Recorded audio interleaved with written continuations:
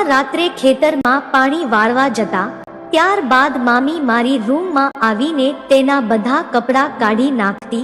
આ જોઈને મારા શરીરમાં આગ લાગી ગઈ. મામી પણ જાણે તૈયાર જ હતા. પછી તો લબાલબ એવી લીધી કે મામીના ટાંટિયા ધ્રુજી ગયા. નમસ્તે મિત્રો, મારું નામ રોહિત છે અને મારી ઉંમર 22 વર્ષની છે. આજે હું તમને જે કહાની જણાવવા જઈ રહ્યો છું તે વાત 2 વર્ષ પહેલાની છે. હું એ વખતે કોલેજમાં હતો અને મારું ધ્યાન ફક્ત અભ્યાસ પર જ હતું, તેથી મેં કોઈ છોકરી પર વધુ ધ્યાન આપ્યું ન હતું. એ દિવસોમાં શિયાળાની ઋતુ ચાલી રહી હતી, એટલે મને ઘરે કંટાળો આવતો હતો. તેથી મેં મારા મામાના ઘરે જવાનું આયોજન કર્યું. મારા મામા ગુજરાતના એક ગામમાં રહે છે. હું 2 દિવસ પછી મારા મામાના ઘરે પહોંચ્યો. ઘરે પહોંચતા જ મામા અને મામીએ મારી તબિયત વિશે પૂછ્યું અને પછી અમે સાથે જમ્યા. મારા 4 મામા છે અને તે દિવસે હું મારા બીજા નંબરના મામાના ઘરે રોકાયો હતો. મામાના ઘરમાં મામી અને તેમના 2 બાળકો છે. બાકીના બીજા 3 મામાઓ ગામની બીજી બાજુ રહે છે.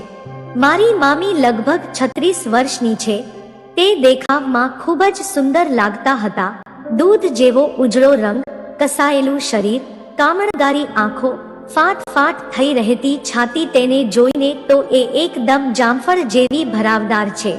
મેં મારી મામી પર ખાસ ધ્યાન આપ્યું નહીં. મારો ઈરાદો મામી સાથે મજા કરવાનો ન હતો. હું તો મારા મામાની ઘરે થોડા દિવસ શાંતિથી પસાર કરવા આવ્યો હતો. પણ એવું કહેવાય છે ને કે અમુક વસ્તુની તમારે જરૂર ના હોય છતાં ભગવાન તમને એ વસ્તુ આપી જ દે છે. મારી સાથે પણ એવું જ બન્યું. એક દિવસ મારા મામીના બંને છોકરા શાળાએ ગયા હતા અને મામા ખેતરે ગયા હતા. મામાના ઘરે સ્નાન કરવા માટે કોઈ બાથરૂમ બનાવેલું ન હતું. ઘરની બહારના ભાગે એક તાડપત્રી બાંધી હતી અને ત્યાં જ બધા સ્નાન કરતા. મામી બહાર બનાવેલા બાથરૂમમાં સ્નાન કરી રહ્યા હતા. મામી નહાવાનો સાબુ ભૂલી ગયા હતા, એટલે મામીએ મને નહાવાનો સાબુ લાવવા કહ્યું. હું નહાવાનો સાબુ લઈને મારી મામી પાસે ગયો. ત્યાં જઈને મેં મારા મામીને જોયા તો મારી આંખો એકદમ ખુલી રહી ગઈ. મામી એ ઉપરના ભાગમાં કપડાં પણ નહોતા પહેર્યા.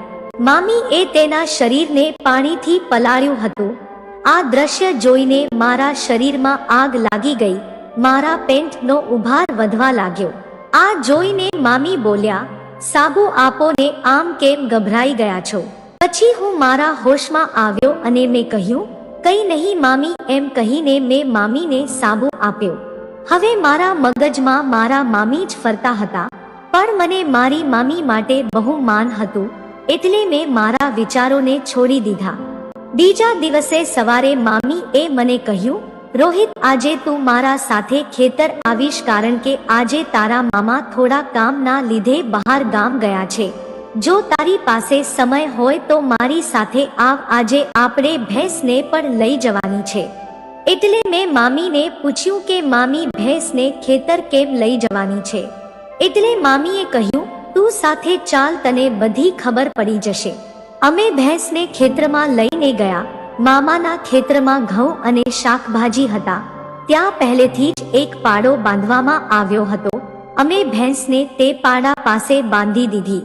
હવે હું અને મામી પાસે બેઠા બેઠા આ જોતા હતા.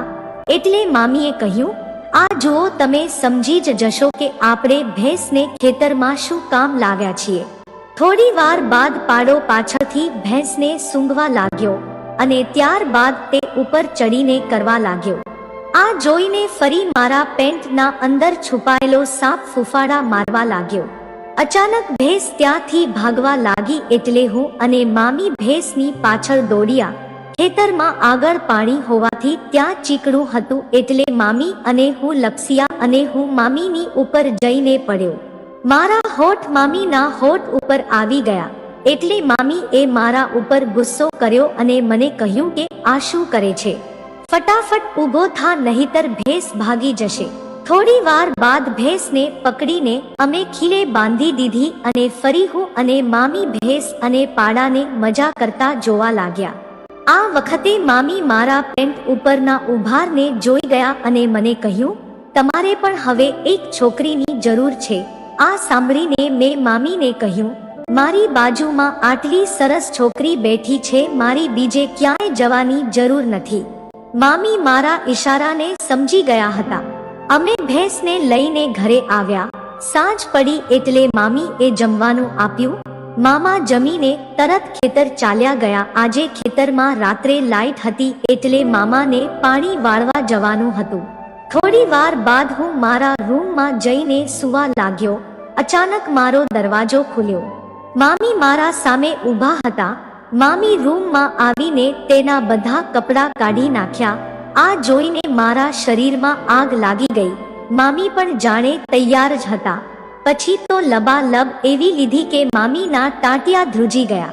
એ રાત્રે મામી એ મને 4 વાર મજા કરાવી અને ત્યારબાદ મને કહ્યું કે મને તારા સાથે જે મજા આવી એ આજ સુધી કોઈની સાથે નથી આવી. હજુ મારે મામાના ઘરે 15 દિવસ રોકાવાનું હતું અને રોજ રાત થતા મામી મારા રૂમમાં આવી જતા અને ત્યારબાદ રોજે રોજ અમે કરતા મોજે મોજ.